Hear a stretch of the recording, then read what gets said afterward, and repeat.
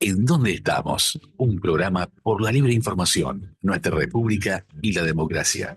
Idea y producción de Organización Libertas. www.libertas.uy. Qué guión me toca, ¿no? Guión y conducción. Hay cada guiones en el país que, ay, mamita quería, diría este Pepitito Marrone. Qué viejo que estoy, ¿no? Recuerdo Pepitito Marrone. Nunca más terrorismo de Estado, la consigna que primó entre los jóvenes blancos. El directorio del Partido Nacional debatió acerca de si, bueno, la consigna del 20 de mayo debía aludir al terrorismo de Estado o solo al terrorismo. Bueno, habría que decirle, como yo hace un rato estoy explicando, a los integrantes del directorio del Partido Nacional que tenemos una ley que consigna, que promulga que hubo terrorismo de Estado. Entonces no da lugar a dudar, a no ser que se tenga claro que esa ley hay que derogarla, porque plantea que en el Uruguay hubo terrorismo de Estado a partir del año 1968. Una falacia histórica, pero esa falacia histórica no alcanza con decirla porque al ser política de Estado, porque lo tiene una ley, eso se va a introducir en los planes de estudio. A los chiquilines le van a decir que hubo terrorismo de Estado y que hubo una gente buena que quiso defendernos y se van a referir a los terroristas contra el Estado como gente buena que quiso liberarnos, desconociendo contexto de Guerra Fría, Unión Soviética, espionaje internacional, Cuba propiciando revoluciones en América Latina. Atravesaron tres periodos democráticos desde el 62 en adelante, grupos guerrilleros terroristas contra el país. Bueno, está complicado esto, realmente está complicado.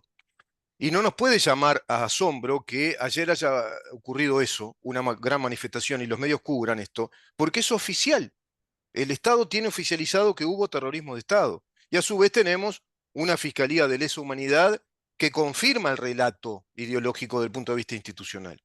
Está con nosotros el diputado Felipe Schipani en su columna de los martes y vamos a conversar con él, bueno, de otros temas. Yo no sé si querés decir algo al respecto, Felipe, pero hay un montón de temas. Empresas que parece que cierran o muchas que insinúan que van a cerrar. Todo a raíz del conflicto planteado con Fábrica Nacional de Cervezas, la planta industrial de Minas.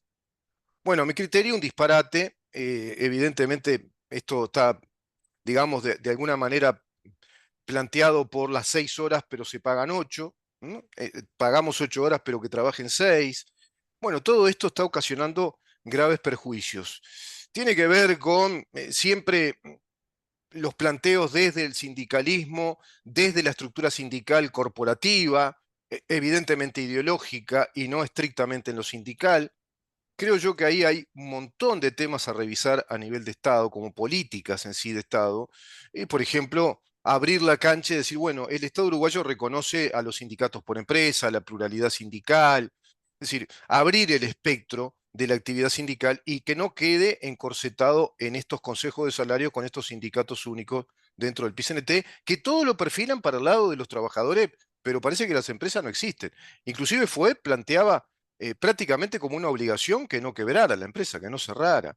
Después hay otras consideraciones, como la de Licandro, que dice, bueno, son los vivos de siempre, es una empresa multinacional y justo ahora en este periodo. Bueno, sí, pero justo ahora habría que decir, Licandro, 300 empresas que dicen que están complicadas, qué sé yo. Está brava la cosa en este sentido, Felipe. Tenés muteado, tenés apagado el micrófono. Ahora sí. Estimado Rubén, estimada audiencia, un placer estar un martes más. Sin duda, es un tema preocupante lo de Minas. Hay muchas fuentes de trabajo que se están perdiendo. Mm. Y bueno, y en la ciudad de Minas, en el departamento de La Valleja, obviamente que estas cosas son complicadas, pegan fuerte. Sí. Eh, Sin duda, ¿no? Hay 165, creo, puestos de trabajo. Pues. hay actores que la verdad que no colaboran en nada a que, bueno, se mantengan las fuentes de trabajo, ¿no? Dicen defender a los trabajadores, pero Mm. con sus acciones lo único que terminan haciendo es perjudicándolos. Eh, Claro, claro, claro. Ese acuerdo que fue del 2014, bueno, trae consecuencias, porque se suman otros factores a su vez, ¿no? Que son externos a ese acuerdo de pagar 8 horas para que trabajen 6. Ya de pique le estás diciendo al empresario que tiene un 30% de incremento en los salarios, pero además menos productividad, ¿no? Las dos cosas. O sea, pagás más, pero para que produzca menos, porque vos tenés 2 horas menos de producción. Y por otro lado, claro, un país que es todavía fuertemente fiscalista, tiene mucha presión fiscal, problemas de infraestructura. Ahora Argentina que mejora un tanto respecto a ese atraso cambiario. Sí, hay un montón de factores que conspiran para que esto se dé. El atraso cambiario que favorece a que se importen bebidas, en este caso cervezas desde la República Argentina, el contrabando, qué sé yo. Son muchos factores que conspiran. Sin duda, y hay muchos elementos que están complejizando el asunto. Mm, Pero bueno, a ver, hay que reconocer, Rubén, de que este gobierno asumió en el año 2020 y se habían perdido en los últimos años de gobierno del Frente Amplio 50.000 puestos de trabajo, ¿no? mm, Se habían destruido 50.000 puestos de trabajo mm, y se hizo un enorme esfuerzo, pese a la pandemia, ¿no? Pese a esa fenomenal situación social y económica, de recuperar empleo. mm, Y este gobierno va a terminar con la creación de 80.000 puestos de trabajo, ¿no? 50.000 que se recuperaron de los que había perdido el gobierno del Frente Amplio y 30.000 nuevos. sí, O sea que yo creo que allí ha habido un gran sí, trabajo en el que creo que hay que reconocer al ministro Pablo Mieres, que bueno, estos días abandonó el Ministerio de Trabajo. Y me ujú, parece que hay que ir a la raíz que explica este crecimiento en materia de generación de empleo, ¿no? mm. Aquí durante la pandemia, ¿no? Cuando se cayó la economía mundial, casi 2 años, pues, puntos, sí, bueno, se tomó una decisión, ¿no? Se tomó una decisión acertada, se tomó la decisión que se tomó en el mundo entero, resignar recuperación salarial para generar empleo, ah, porque si no las empresas iban al quiebre, las empresas claro, se hundían, claro. ¿no? Abrir Obviamente. la base de empleo, o sea, ensanchar la base de empleo en sacrificando un poco el salario, ¿no? Es así, Exacto, ese era el dilema, ese era el claro. dilema. Obviamente los demagogos de siempre, ¿no? Decían de que se estaba perdiendo salario real. Bueno, hay que ver el final de la película, Rubén. El final de Mm. la película le da la razón al gobierno, ¿Te ¿no? acordás cuando... Se crearon 80.000 puestos de trabajo, Mm, ¿no? Se recuperaron los 50.000 puestos de trabajo que se perdieron durante los gobiernos del Frente y mm, creció el salario real. Y el mm, salario real hoy está por encima de lo que estaba en 2000 en el 2020 cuando asumió este gobierno.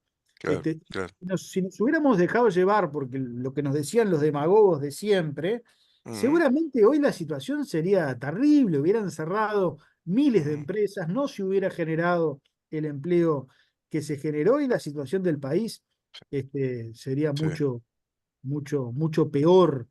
sí, Entonces, sí.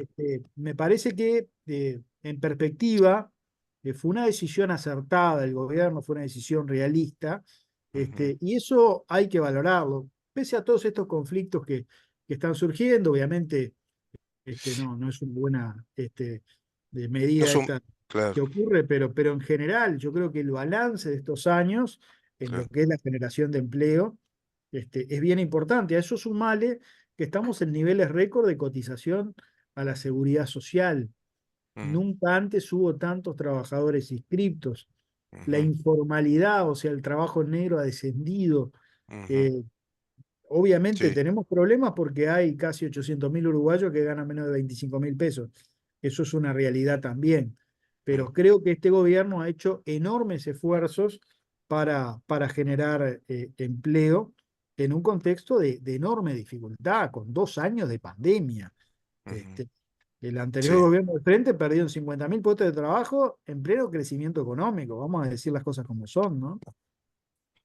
Yo creo que se va a liberar mucho más el mercado de trabajo si se termina con este régimen corporativo.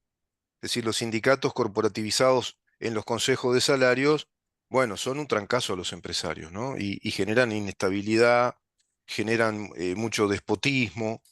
Están buenos los regímenes abiertos, ¿no? Es decir, sistema sindical que admita el sindicato único, si querés, por actividad o rama rama o categoría, como le llaman, categorizan la actividad económica y laboral, pero que existan los sindicatos por empresa, y que se privilegien las negociaciones que se den de modo abierto, bilateral, con la libre disposición de la voluntad, como corresponde, inclusive ajustado a derecho, entre el sindicato por empresa y la empresa, es decir, negociaciones bilaterales. Todo eso me parece que sería importante realmente revisarlo y plantearlo como nuevas políticas de Estado, porque si esto sigue así, llega un momento que tenemos como un tope, ¿no? Por más esfuerzos se llega a un tope. Y esto habla de una práctica sindical, pero también gubernamental, que a mi criterio no es buena. No es buena porque plantear acuerdos de esta naturaleza no te está hablando de acuerdos que tengan que ver con pensar en mayor proyectividad empresarial, mayores utilidades, más rentabilidad de las empresas. Entonces, eso le da sostenibilidad a la fuente de trabajo. Hay que defender la fuente de trabajo, no castigarla con decir, bueno, que los trabajadores trabajen 6 horas, pero se les paga como 8. ¿Por qué? Por el tema del presentismo. Bueno, no puede ser un tema el presentismo. Tiene que ir a trabajar. Y el que no va a trabajar tiene que tener sanciones. Es así, Felipe. Vos lo sabés como hombre de derecho.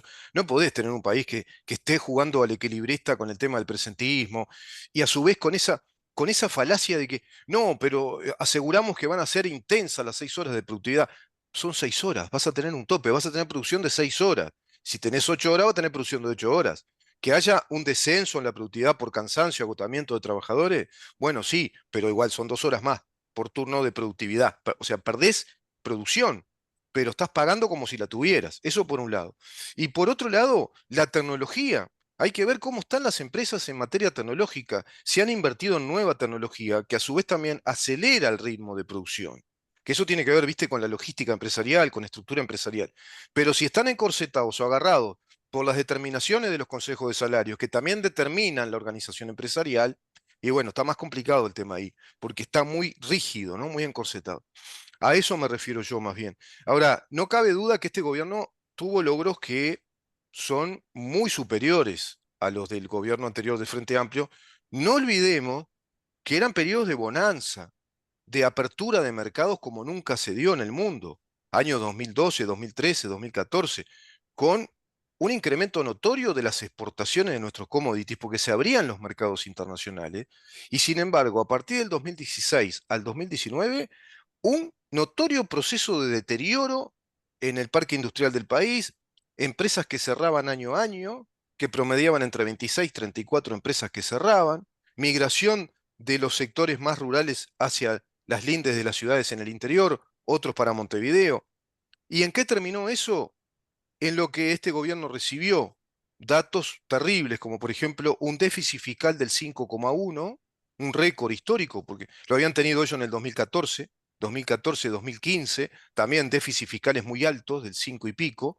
¿Qué quiere decir esto? Que el Estado gasta mucho, gasta más de lo que produce, tiene mucho gasto, se desfinancia.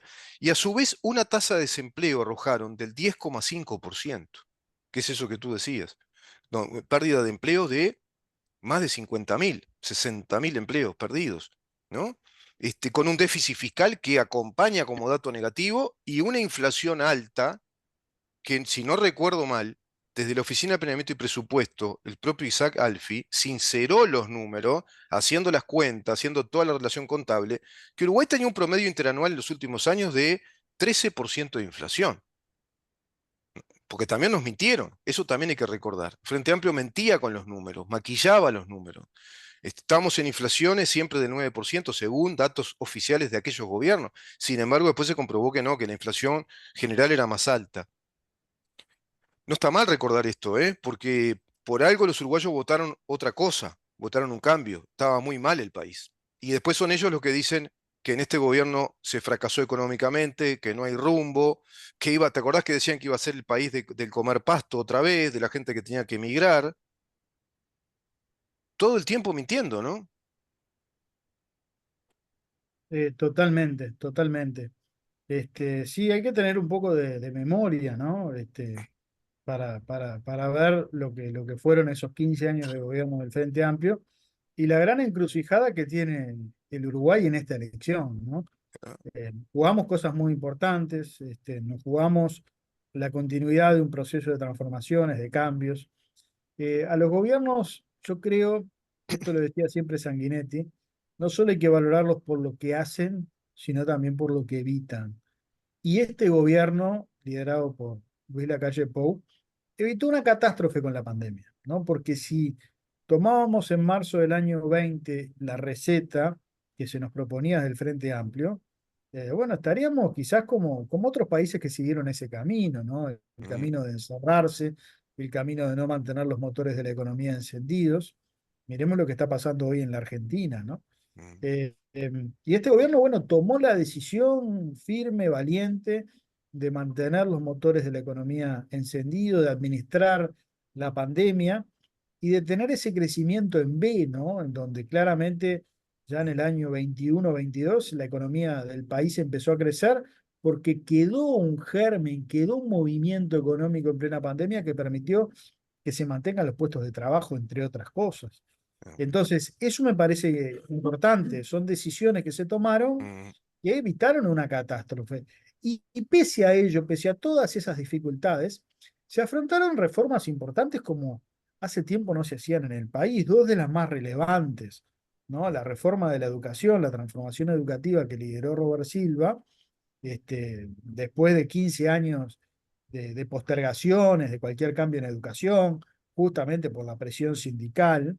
mm, Bueno, se inició un proceso de transformación de la educación y bueno, y se inició un proceso de reforma de la seguridad social también, un mm, tema mm, que sí, venían tirando la pelota para adelante, que Astori y los economistas del mm. frente decían que había que abordar porque el sistema de la previsión social iba hacia, hacia Al colapso. lapso. Bueno, se tomaron decisiones y se hicieron esos Mm, cambios, además de una fenomenal mm, inversión en obra pública, en mm. rutas, en puentes, como no recuerda Y, la historia y la LUC nacional. antes, ¿no? Y la LUC Bueno, antes la con... ley de urgente consideración, o sea, fue un gobierno de reforma. Que Entonces, Carolina Cose dice que quiere cambiarla. Viste que si ella es gobierno va a derogar un montón de cosas de la LUC. ¿Te este, acordaste de algo importante? ¿Te acordaste? Yo te lo iba a decir hoy y quedó al pasar. Las propuestas del Frente Amplio en pandemia, que no solo eran la cuarentena, sino también pedir préstamo. ¿Te acordás que hablaban de pedir un préstamo de llegar a 3.500 millones de dólares que se podían solicitar para acelerar el mercado del consumo? Era irrisorio realmente. Yo no podía sí, creer lo que sí, estaban diciendo, porque decían era la, cuarentena obligatoria por un lado, cerrar las empresas y ¿qué consumo vas a tener si estás con cuarentena obligatoria? no, era la renta universal, ¿te acordás? Está exacto, La propuesta era encerrar a todo el mundo, ¿sabes? que Seguro. no habrá una sola empresa, que quede todo el mundo en sus casas Sí, y que el Estado les dé una renta. Bueno, hoy estaríamos en una situación de default, po, con una deuda similar a la de Argentina, con seguro, una evaluación fenomenal. claro, Esa era la receta al frente, ¿no? Menos claro. mal que estaba la calle Pou y no estaba Daniel Martínez, gobernando el Uruguay, ¿no? Entonces, esas cosas hay que valorarlas, hay que valorar lo que se evitó. Se evitó Mm. una catástrofe. Y pese a eso, bueno, se impulsaron cambios importantes. Entonces, la ciudadanía, cuando tenga que votar este Y año, recordemos, disculpa que te interrumpa, recordemos que iban a negociar y salían con rostros compungidos Mario Vergara y Daniel Olesker. Recordemos, ¿m? Recordemos, porque Mario Vergara podría totalmente. ser un eventual ministro de Economía si gana Orsi, ¿no? Entonces, yo creo que lo que tiene que resolver la ciudadanía uruguaya es si, bueno, seguimos adelante con estas transformaciones, si sigue adelante una segunda etapa de transformación educativa, si seguimos adelante con otros cambios importantes que tiene que realizar el país, o si volvemos atrás, volvemos a un gobierno del Frente Amplio que ni siquiera es la versión del último gobierno del Frente Amplio, en donde ciertamente había gente moderada, estaba el Mm, propio Tabaré Vázquez. Volvemos a un Frente Amplio populista, ¿no? Un Frente Amplio que impulsa este plebiscito demagógico de reforma de la seguridad social, a un Frente Amplio en donde manda el Partido Comunista. Quedó claro con el claro, tema del plebiscito claro, del ingreso a la función pública. El Partido Comunista es quien manda en la interna. Entonces, vamos a la mm, versión más radical del Frente Amplio, en donde los sí, moderados han perdido pie, sí. la candidatura de Vergara ha naufragado, en donde ya no está Danilo Astori, ya no está Lo Tabaré dicen Vázquez. además, lo dicen manifiestamente, como Gonzalo Sibila cuando dice, nosotros no nos vamos a conformar con el progresismo, vamos a ir hacia el socialismo, porque el socialismo se caracteriza por no negociar medias tintas o quedarnos a media agua. Lo dicen abiertamente, claro. Y ya muy enfática la propuesta de un socialismo más hacia el comunismo y muy enfática la propuesta que te da a las claras a entender que son las propuestas del Foro de San Pablo, que se replican en distintos países, como se replica con Petro, se replicaba con el kirchnerismo en Argentina, con Boric en Chile, es decir, son propuestas ya más radicales que están haciendo los deberes de una internacional comunista en el continente. Es así. No, no, esto es un dato histórico.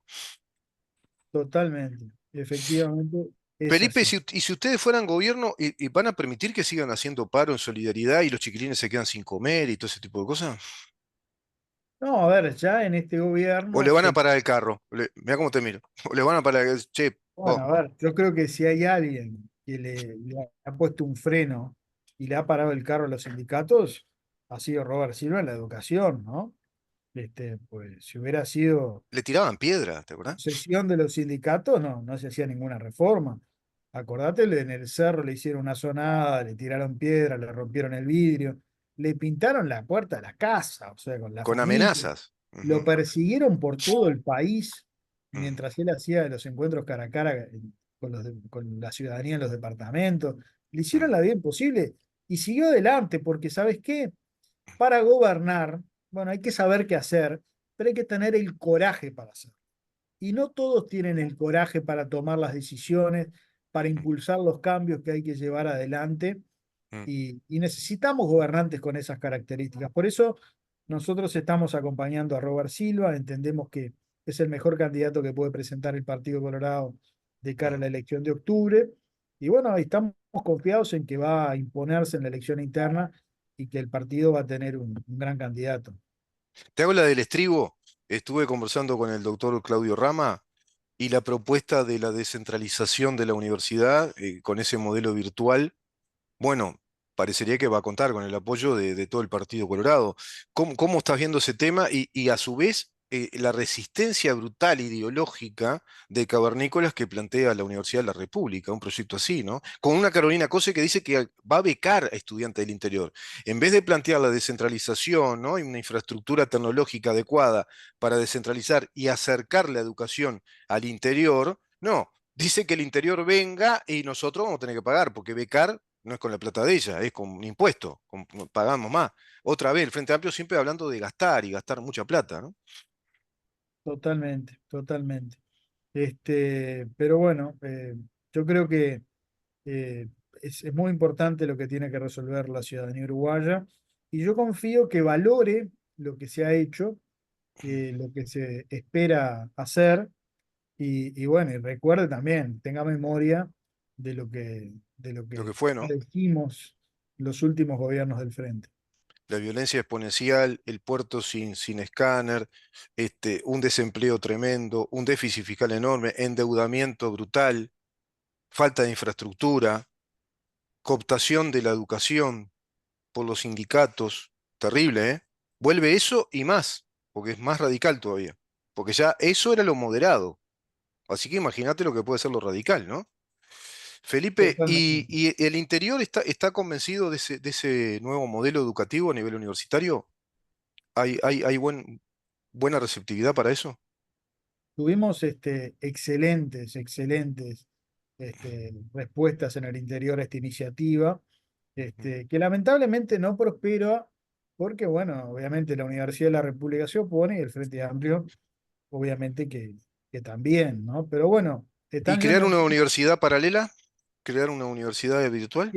esta universidad virtual era una universidad independiente, una universidad Ah, por distinta eso. a la Y Universidad de la República, una universidad que le daría oportunidades a miles de uruguayos de acceder a la educación terciaria, cosa que de otra forma no podrían hacer se podría jamás. hacer de todas maneras, se puede. Nosotros la incluimos ahora, esta semana, Mm, mañana, se mm, presentan las propuestas de educación de Robert mm. Silva, y está en el plan de gobierno para volver Ajá, a insistir y a machacar con la universidad virtual, que creo seguro. que es una gran propuesta. Que es un dato ya básico a nivel mundial, ¿no? Podemos después volver a hablar de ese tema. Se aplica mundialmente. Hoy estudiantes uruguayos estudian hacia el exterior en universidades digitales del exterior. Es impresionante que la gente sepa eso, ¿no? Totalmente, totalmente. No se ve el motivo por el cual Uruguay no pueda tener una buena universidad virtual que descentralice todo eso. Felipe, muchísimas gracias por estar con nosotros una vez más y nos vemos el próximo martes. Y a cuidarse ¿Cómo del no? frío, ¿no? Hay que cuidarse que está todo el mundo enfermo, ¿no? Eso Fua, también vino con toda la fuerza el con invierno. toda la fuerza, sin duda. Está lindo para ver fútbol, ¿no? Y tomar unos mates de tarde, pero bueno. Nos vemos, Felipe, que Un pases muy abrazo, bien, ¿eh? Rubén. Saludos. Chau, chau. El doctor Felipe Esquipani conversando con nosotros en su columna de los martes y nosotros ya nos vamos, nos reencontramos mañana para seguir preguntando a partir de las 10 de la mañana en dónde estamos. Chau. Por CX30, Radio Nacional, preguntamos, investigamos y analizamos lo que pasa en nuestro país. Queremos saber en dónde estamos. www.libertas.uy. ¿En dónde estamos? De lunes a viernes, a partir de las 10 a.m. Guión y conducción, Rubén Muyano.